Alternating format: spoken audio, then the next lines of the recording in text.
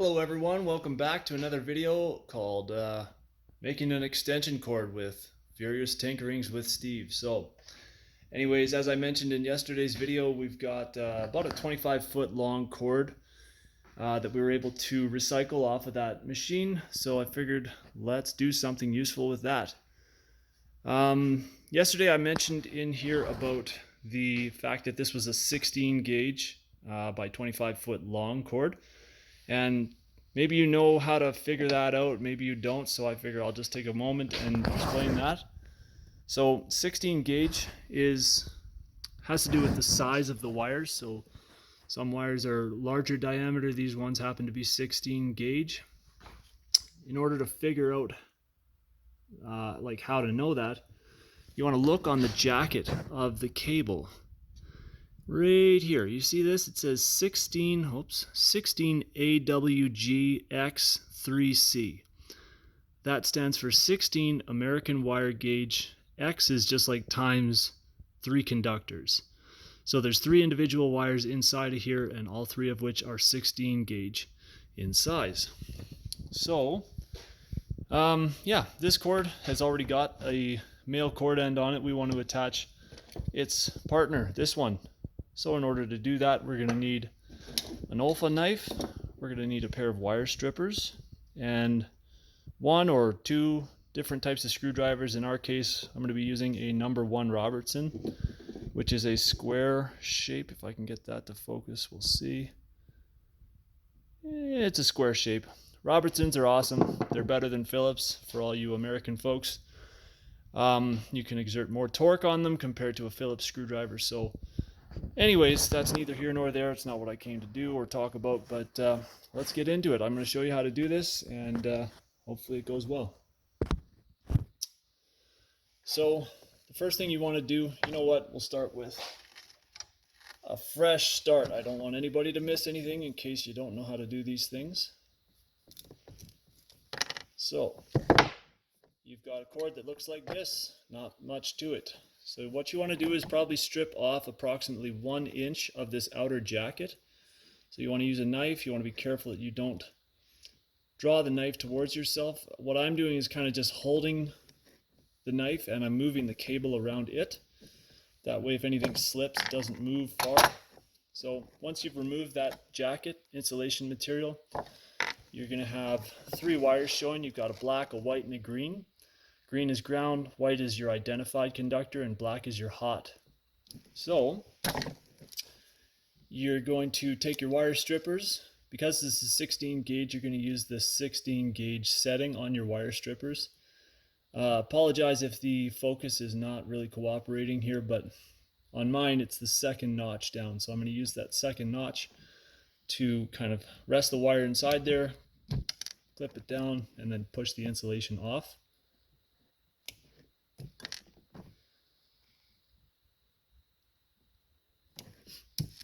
And what you're left with is 3 wires where the copper is exposed and available. Now this is very fine stranded wire, so you want to make sure that you twist those together so that when you're terminating them under the screw, they don't kind of spread out. You want them to stay together.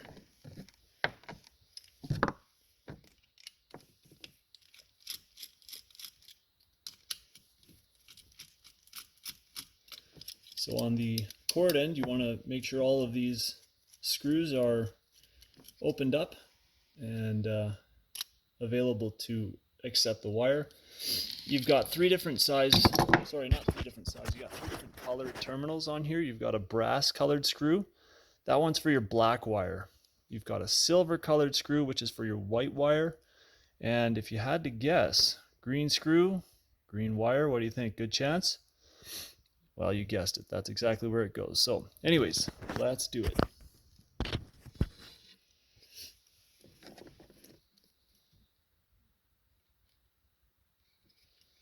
So you want to put the black wire under the brass screw, tighten that down. You want to put your white wire underneath the silver screw.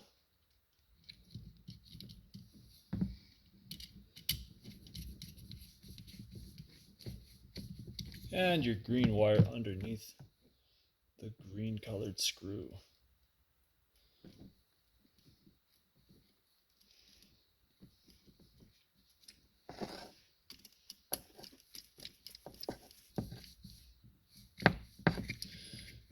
And once they're all snug, you just go back around, make sure they're all nice and secure. Also on these cord ends, you see these little black inserts in the plug. There's one on the top and one on the bottom.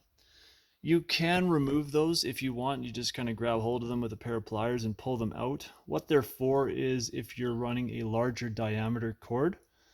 So they're not all the same. Some are bigger, some are smaller. Basically, in this case, there's no need to remove them because this cord is not that big around. So basically, we're just going to leave that as is. I figured I would mention that though. So kind of clamp that down and then tighten up these screws.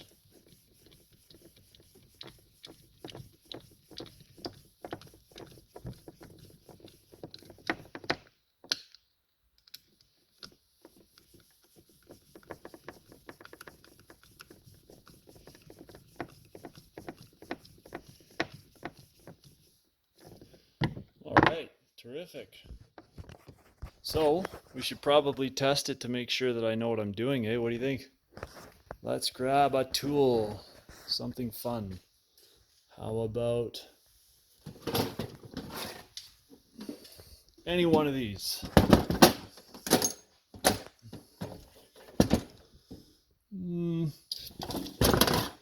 This will work. A couple other things in there as well. Okay, just one second here. So I'm going to plug this Dremel into this extension cord end. And we'll plug the other end of this into the wall. Or into here, I guess.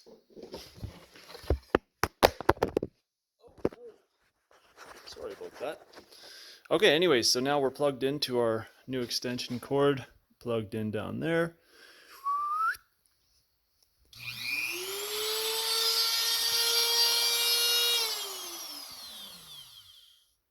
Yay, it worked. Terrific. And while I'm at it, I should also mention that this is an awesome item. You can get this at Home Depot. They're like $3 or something like that. They come in different sizes. They have revolutionized my garage. It's been terrific. So, cable cuff. Great product. I've seen other brands of them, but yeah, this is the one that I see most often. So anyways, thanks so much for watching another video, and I'll try to put out something new in the coming days as well. All right, have a great day. Thanks again. Bye-bye.